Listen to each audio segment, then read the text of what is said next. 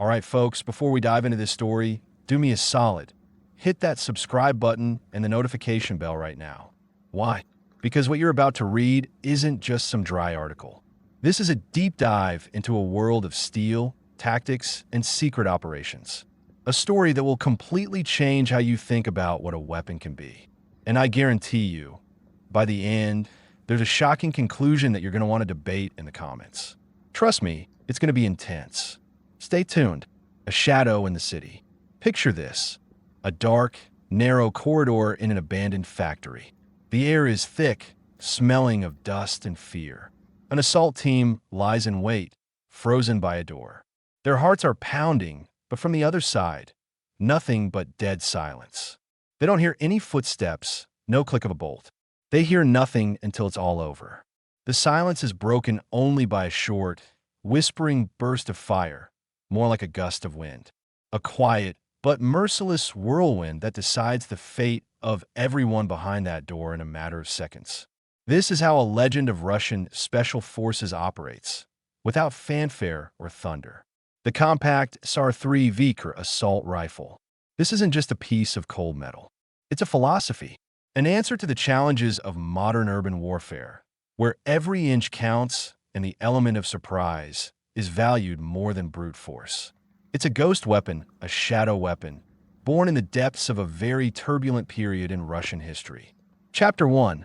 Birth of a Shadow. Why the Vikhr was destined to exist. Historical context. A world at a crossroads. To understand the Vikhr phenomenon, you have to mentally travel back to the late 80s and early 90s. The Cold War was over, but the world wasn't any safer. Global conflicts were replaced by regional wars, counter-terrorist operations, and fights against organized crime. The battlefield shifted from open fields to tight city blocks, to labyrinths of rooms and corridors. The standard AK-47, reliable and powerful, showed its weaknesses in these conditions. Its length, loud report, and powerful cartridge, capable of penetrating multiple walls and hitting an innocent hostage, became a problem. Special forces needed something else. A weapon that was compact, precise, and, most importantly, quiet. A weapon that could be covertly carried to an objective and used with minimal noise, avoiding unwanted attention. It was at this moment, in 1989, within the walls of the famous TITAC-MASH, Central Scientific Research Institute for Precision Machine Engineering, that a group of brilliant designers led by A.D. Borisov received what was, without exaggeration, a historic task. They had to create something that didn't exist in the country yet. From a VAL to the Vikhr, evolution in action. It's a common mistake to think the Vikhr is just a shrunken version of the AS-VAL silent assault rifle. In reality, it's its younger, but more agile and specialized brother. If the VAL is a universal soldier, a sniper and rifleman in one, then the Vikhr is a master of CQB, close quarters battle, the king of confined spaces. The first prototype, designated RG-051, saw the light of day in 1991. This was a time when a vast country was crumbling, but its weapon-making geniuses, against all odds, kept creating. Work was intense. By 1994, new key figures joined the project. V.N. Levchenko and A.I. Tashlikov. Their contribution is hard to overstate. They took the rough draft and perfected it, turning it into a balanced and lethal weapon. The Vikhr passed state trials brilliantly, and by the end of 1994, it was ready for service. As early as 1995, the first batches of rifles were sent for field testing with elite Special Forces units. And by the middle of 1996, the SR-3 was officially adopted by almost all Russian security agencies. This wasn't just a bureaucratic act. It was a revolution in tactics. My take, genius in constraints. As someone fascinated by the history of technology, what always amazed me about the Vikhr isn't the fact of its creation, but the conditions it was created in. The 90s in Russia were a time of economic chaos, underfunding, and the collapse of supply chains. And against this backdrop, a masterpiece of engineering is born. It proves a simple truth. Real breakthroughs happen not when resources are abundant, but when there's a clear goal and unwavering will. The designers Borisov, Levchenko, and Tashlikov weren't just creating another rifle. They were solving a specific tactical problem, and their success is a lesson for all of us. Focus on the problem, and it will birth genius solutions. Chapter 2: The Anatomy of Silence. What hides inside a masterpiece? How it works. Reliability tested by time. The Vikhr operates on a classic Soviet and Russian principle: gas-operated action with a rotating bolt. What does that mean in simple terms? When you pull the trigger, a shot is fired. Some of the propellant gases pushing the bullet are diverted not only forward, but through a special tube back toward the bolt. These gases push a piston, which in turn forces the bolt to rotate and move backward, ejecting the spent cartridge and loading a new one. The bolt locks with 6 lugs, like 6 powerful locks that securely hold the cartridge in the chamber before firing. This system guarantees the weapon won't fail, whether in mud, dust, or bitter cold. But the real magic of the Vikhr isn't in its action, but in its symbiosis with a suppressor and a special cartridge. The secret weapon, the 9x39mm cartridge. Your standard 9mm pistol cartridge is one thing. The 9x39mm cartridge is something else entirely. It's a unique Russian development. It's large, heavy, and relatively quiet. Why is it quiet? It's brilliantly simple. Its bullet is heavy, weighing almost twice as much as a standard AK-74 bullet. The powder charge is calibrated not to accelerate this bullet to supersonic speed, which is around 1,100 feet per second. The Vikhr propels the bullet at about 965 feet per second. So, the bullet flies fast, but stays just below the sound barrier. Why is this needed? Because the main source of a loud gunshot is the bullet breaking the sound barrier.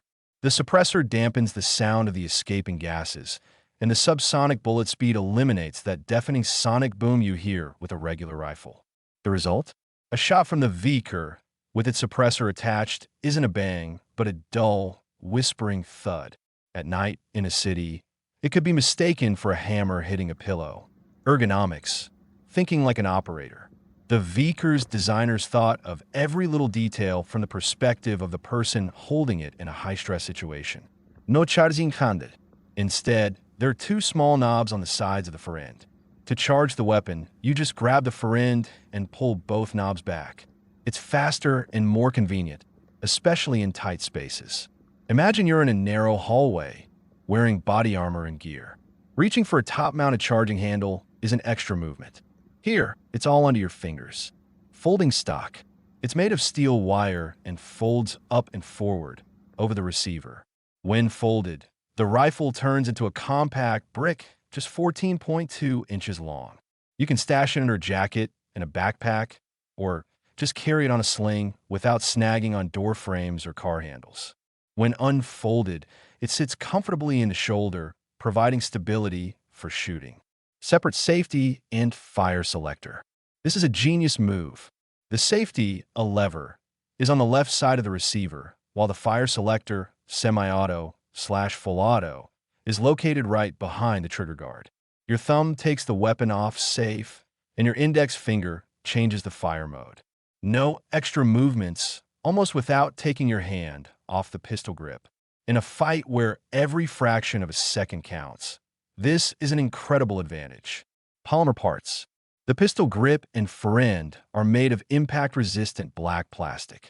This not only reduces weight, the unloaded rifle weighs about 4.4 pounds, but also doesn't freeze your hands in the cold and provides a solid grip with sweaty hands or gloves. My take, a philosophy of simplicity. Studying the Vikr's design, what struck me wasn't its complexity, but rather its elegant simplicity. There are no superfluous parts. Everything serves one goal: efficiency in close combat. It's like a Swiss Army knife, but for professional door kickers. Every element has its place and purpose. This level of thoughtfulness commands huge respect for the engineers. They weren't just technicians. They were psychologists who understood what happens to a person under extreme stress. Chapter 3: The numbers that speak for themselves. The Vikr's performance. Let's translate the dry performance characteristics into the language of life and death.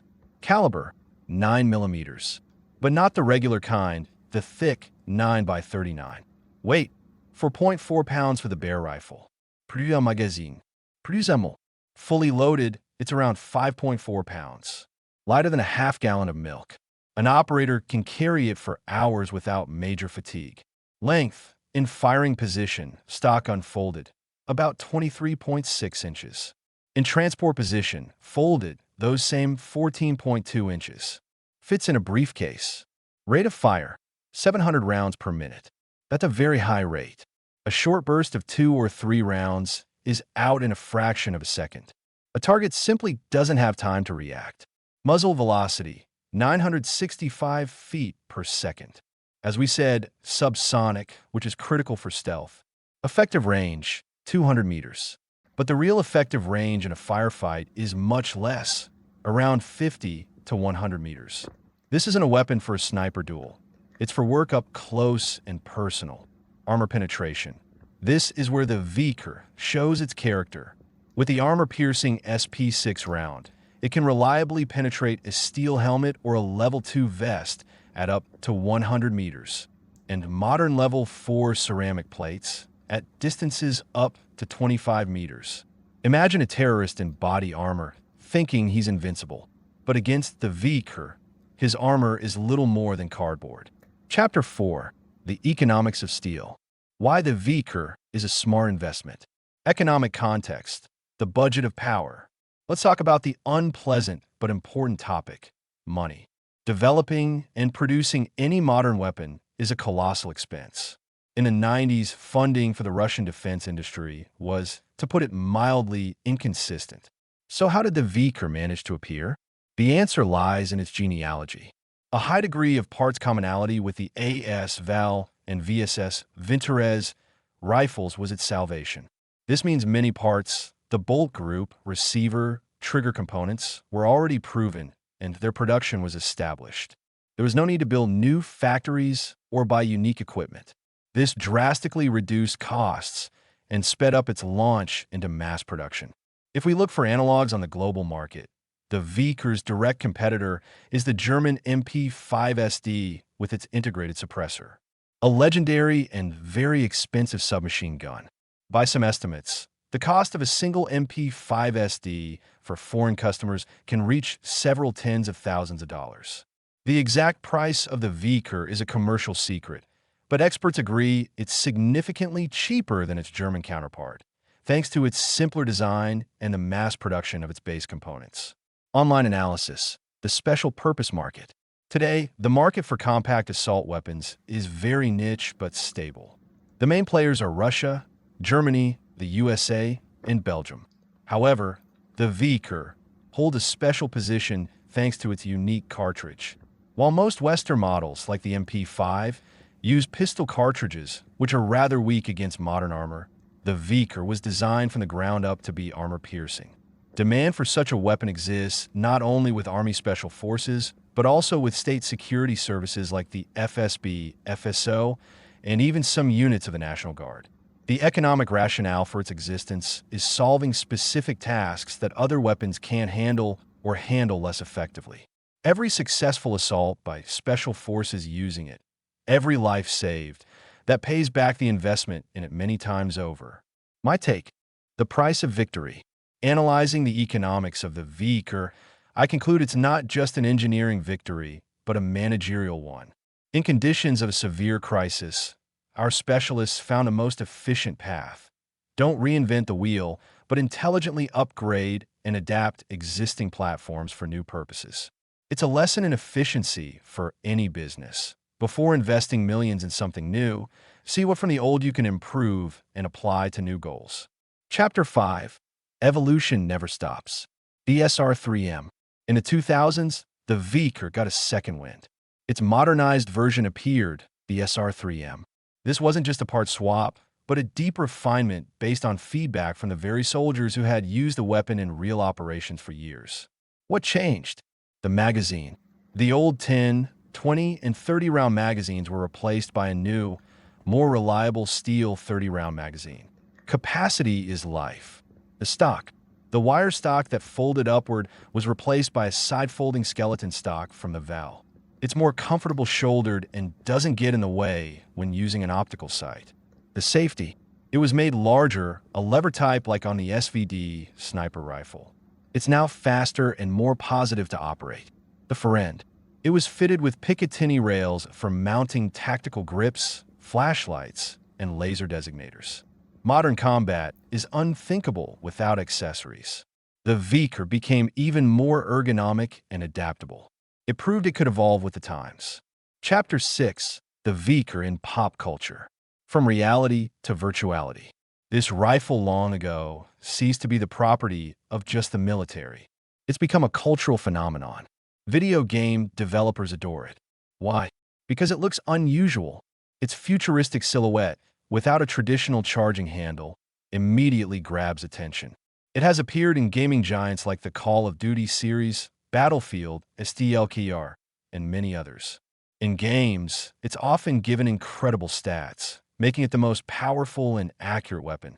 That's game logic, of course, but its very popularity is telling. The Vikhr is cool.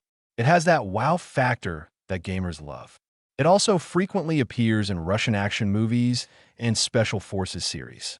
It has become a symbol of professionalism and power, much like the AK-47 once was. Only the AK is a people's weapon, a mass weapon.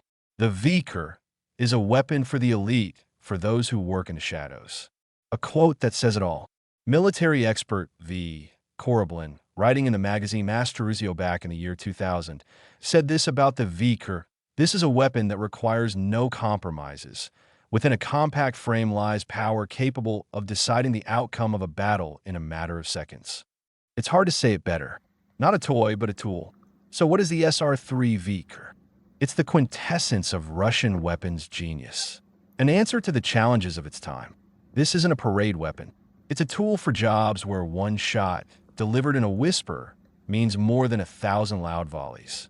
It's a guarantee that those who protect our peace in the darkest and most dangerous corners of the world have the very best, most reliable, and most lethal weapon that can be created. It was born in a time of turmoil, but became a symbol of order and strength. And as long as threats exist that require a quiet and precise solution, the shadow of the Vikhr will be invisibly present where it's least expected. So folks, what did you think of this story? I pour my heart into this for you. Drop a comment below and let me know your thoughts. Do you agree the Vikhr is a legend? Or do you see it differently? Maybe you have a favorite firearm of your own? Let's chat. Your opinion is priceless to me. And of course, if you made it to the end and found it interesting, support the channel. Subscribe, hit that like button, and share this with your friends. There are plenty more untold stories about the world's most incredible weapons coming up. Peace to you all, and see you next time.